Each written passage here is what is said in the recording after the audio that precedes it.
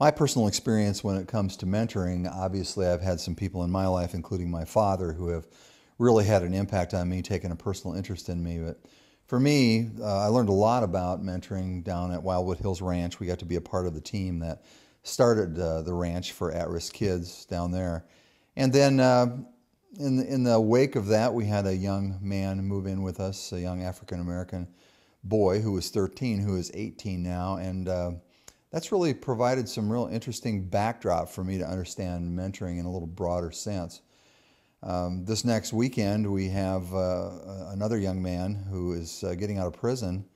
Went in when he was 17, now he's 25, so you can imagine what an adjustment that's going to be. So it's a whole new vista of mentoring for us. So, you know, our own kids, my daughter, two sons, then God has brought along other people into our lives. And so we know a thing or two about mentoring, certainly not everything. One of my favorite comments or quotes about mentoring is from a friend of mine who owns a construction company. And it's his goal in life to help people, and these are his words, help people who can't give me anything back. And I've just thought that that is such a good sentiment. It kind of takes you beyond that whole idea of, you know, being in love with the idea of doing something good and really understanding that you're not doing what you're doing for what you can get, but for what you can give. I think that's really a lot of what makes mentoring, true mentoring, successful. My wife has been really helpful to me as we've gone through the ups and downs in our mentoring processes, and to help a young man or a young girl, young woman, be able to get a different picture. You know, maybe they had no picture. We've run into a lot of people, a lot of kids that have grown up, no picture. I was talking to a young man the other day who hasn't had a Christmas since he was 12, and now he's 22 years old, you know.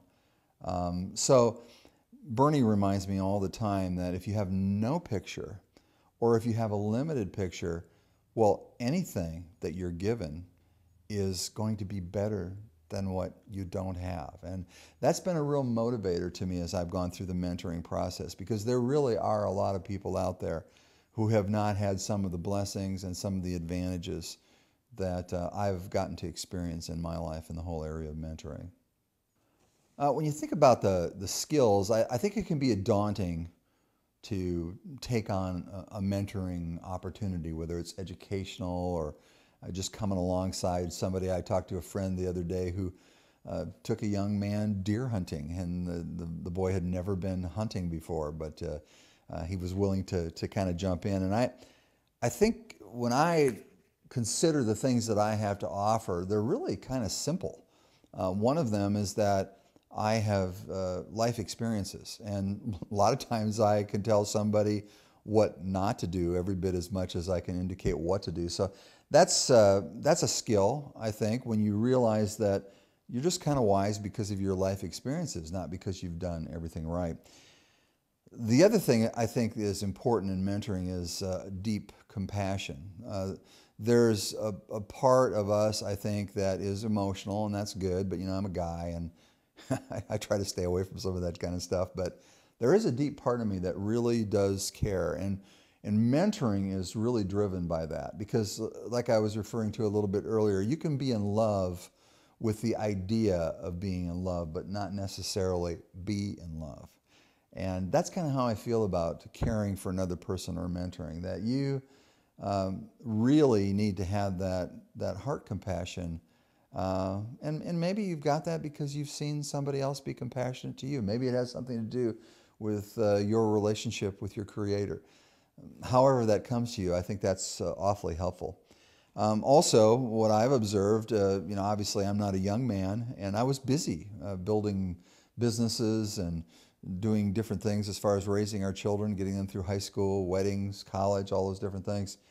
And you and I, at our age, if you're my age or if you're headed my direction, you know that it takes hard work to succeed. So in the mentoring process, it's not going to just happen because it's a good idea. It's going to happen because we really do understand that it's going to take work in order to see something truly useful come out of the process. I think the other thing is you just have to be unflappable. Just about the time I'm about ready to throttle my foster son over the years, God reminds me that He's very patient with me, and you just can't let things ruffle your feathers at all, because it's not even, mentoring is not like dealing with your own son or your own daughter. You're dealing with somebody on kind of a totally different level, and you have to be unflappable. You just have to, just look at the situation and go, I'm going to give this kid what he needs for this situation right now. So that's been helpful to me.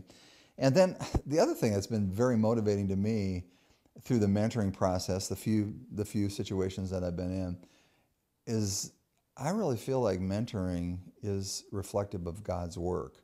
All the way through the scriptures, He talks about widows and orphans. And there are many people in our culture that either metaphorically or directly are widows or orphans.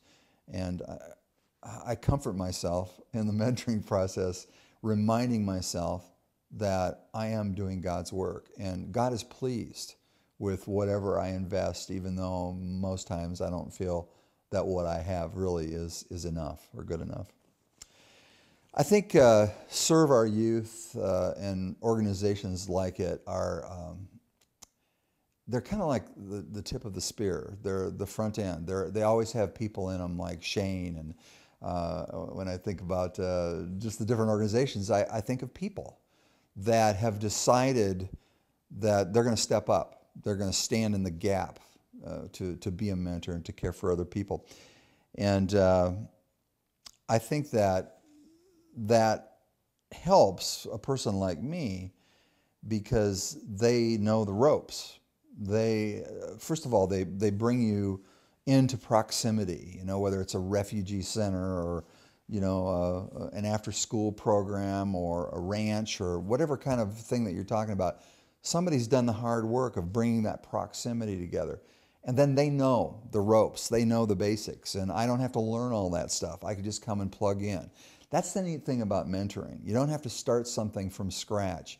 You can join great people like the people that Serve Our Youth and look at the different things that they do, the different points of contact that God has created through them, and then you can walk through the door that you feel is made for you. I recommend it highly. Mentoring will cost you emotionally. It may even cost you financially. It certainly will cost you a part of your heart, but it's not a part of your heart that you don't get back.